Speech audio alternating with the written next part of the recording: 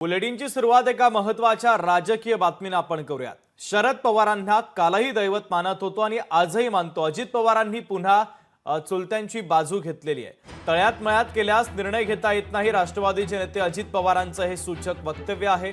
महत्त्वाची बातमी आपण पाहतोय। शरद पवारांना कालही दैवत मानत होतो आणि आजही मानतो, असं महत्त्वाचं विधान आता अजित पवार यांनी केल्यानं चर्चांना उधाण आलेलं आहे।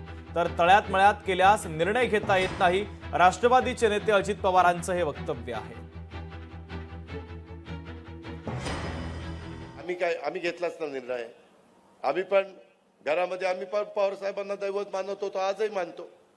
परंतु कुठेतरी आज देशाला मोदी साहेबांच्या सारखा मजबूत नेता मिळालेला आहे आणि आज त्यांच्या पाठीशी उभं राहणं आणि देशाची प्रगती करून घेणं, जगामध्ये देशाचा मान सन्मान वाढवण्याच्या करता त्यांना पाठबळ देणं हे आपलं काम होतं, म्हणून आपण त्या ठिकाणी केलं।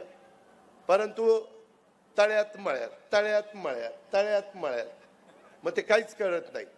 तसं होऊन देऊ नका।